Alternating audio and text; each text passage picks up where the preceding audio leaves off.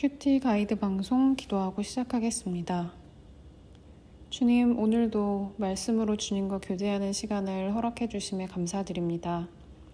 우리의 연약한 하루하루가 말씀으로 힘을 얻고 기도로 능력을 경험하는 하루 되기를 원합니다. 변함없이 우리를 사랑하시는 주님, 오늘도 말씀하여 주시고 깨닫게 하여 주시옵소서.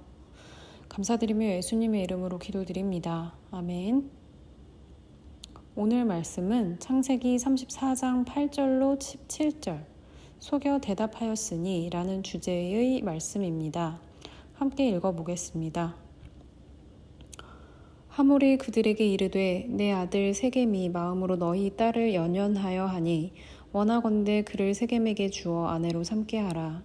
너희가 우리와 통혼하여 너희 딸을 우리에게 주며 우리 딸을 너희가 데려가고 너희가 우리와 함께 거주하되 땅이 너희 앞에 있으니 여기 머물러 매매하며 여기서 기업을 얻으라 하고 세겜도 디나의 아버지와 그의 남자 형제들에게 이르되 나로 너희에게 은혜를 입게 하라. 너희가 내게 말하는 것은 내가 다 주리니 이 소녀만 내게 주어 아내가 되게 하라.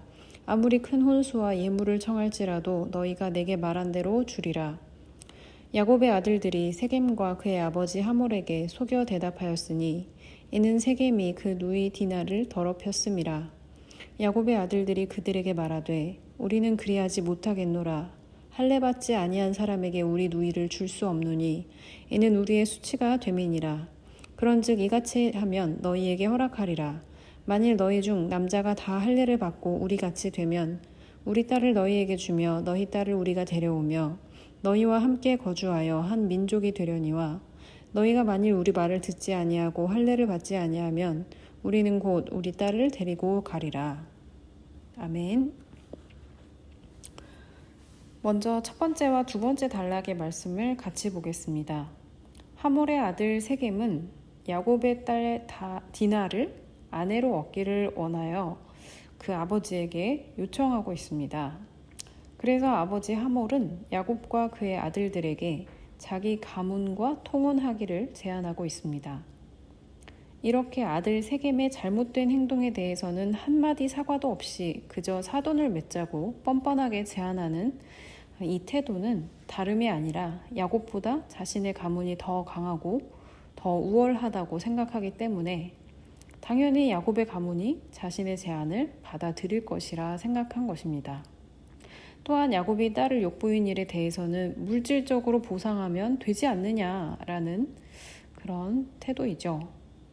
9절과 10절 그리고 11절과 12절에 하몰과 그의 아들 세겜이 제안한 그 혼인 조건은 충분히 솔깃할 만한 것들이었습니다.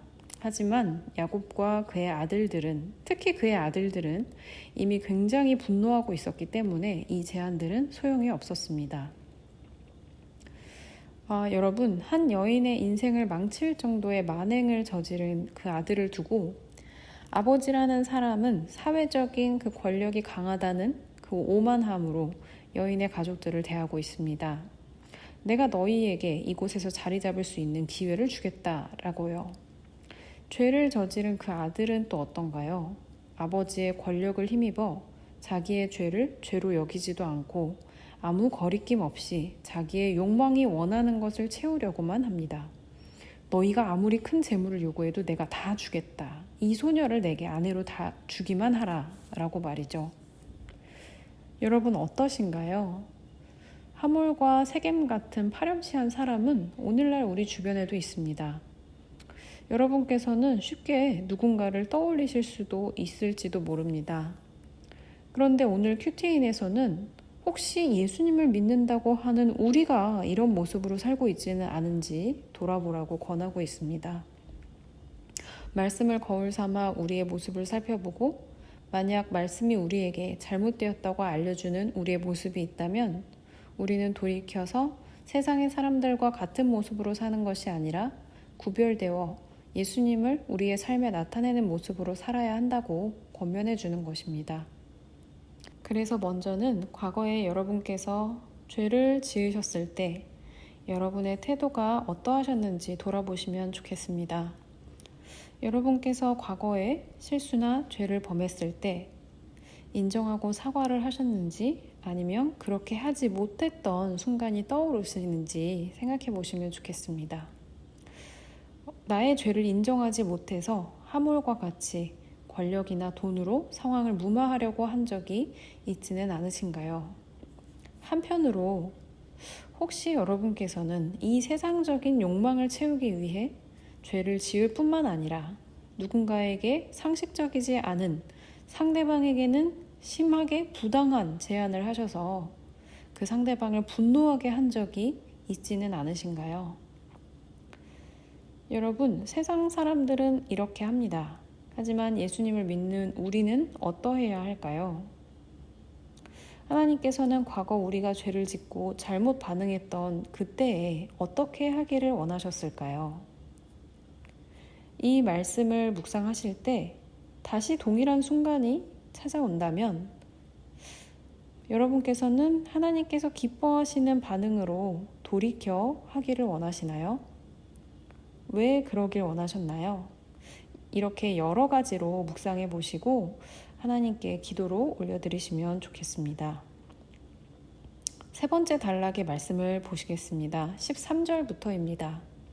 격분에 있는 야곱의 아들들은 하몰과 그의 집안에 복수를 하기로 합니다.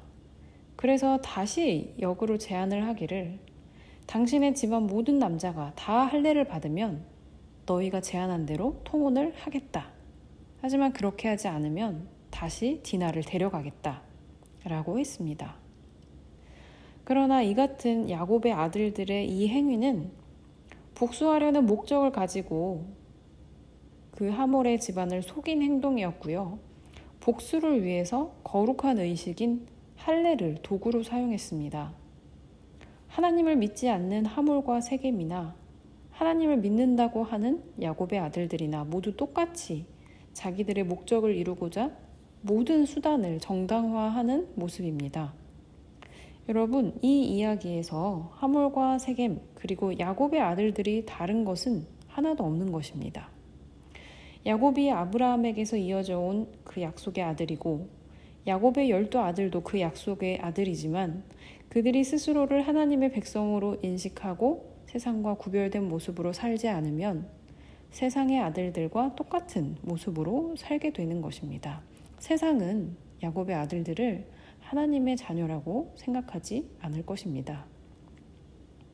오늘의 이 이야기, 여동생이 강간을 당해 그 자신의 인생에 치명적인 상황이 발생해서 그 오빠들이 여동생을 안타까워하고 그 범죄자를 향해 크게 분노한 이 상황에서 만약 야곱의 아들들이 하몰이나 세겜과 같지 않게 하나님의 사람으로 구별된 생각과 행동을 했다면 과연 어떻게 해야 했을까요?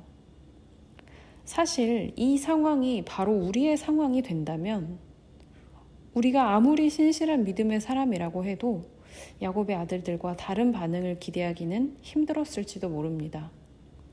권력이 있다고 해서 잘못을 인정하지도 않고 더 뻔뻔하게 우리에게 요구를 하는 상대를 향해서 무엇으로든 그 죄의 대가를 치르게 하는 것을 우리 자신을 비롯해서 아무도 말리지 못할 것입니다. 다만 큐티 내에서 우리에게 제안하는 것은 이것입니다. 하나님을 믿는 성도라고 하는 우리가 아무리 분노가 폭발할 이 상황을 맞이했다고 하더라도 하나님이 선하다 하지 않으실 방법으로 복수하는 것은 옳지 않다는 것이죠. 여러분, 어떻게 생각하시나요? 이 말씀을 반복해서 읽으시며 야곱의 아들들이 한 행동을 예수님을 믿는 우리에게 적용해서 여러 방면으로 생각해 보시면 좋겠습니다. 하나님께서 여러분께 하고자 하시는 말씀이 무엇인지를 찾아보시면 좋겠고 묵상해 보시면 좋겠습니다. 그래서 하나님과 깊은 교제를 나누시길 바라고 또한 기도로 올려드리시길 바랍니다. 이제 이어질 여러분의 묵상을 위해 기도해 드리겠습니다. 주님, 오늘 주신 말씀을 통해 그리스도인이라 하는 우리가 어떤 모습으로 세상을 살아가고 있는지 돌아보게 하셨습니다. 참 감사드립니다. 우리가 말로는 주님을 믿는 사람으로 산다고 하면서 실제로는 주님을 믿지 않는 사람들과 똑같은 방식으로 살고 있지는 않은지 오늘 말씀을 통해 우리의 모습을 똑바로 볼 수 있기를 원합니다. 묵상을 통해서 깨닫게 하시는 우리의 잘못된 모습이 있다면 돌이켜 고쳐서 살아가게 도와주시고, 세상은 악하나 주님의 방식으로 살아가며 주님의 살아계심을 증거하는 저희들의 삶이 되게 도와주세요. 오늘 그 한 걸음을 내딛는 하루가 되길 원합니다. 감사드리며 예수님의 이름으로 기도드립니다. 아멘.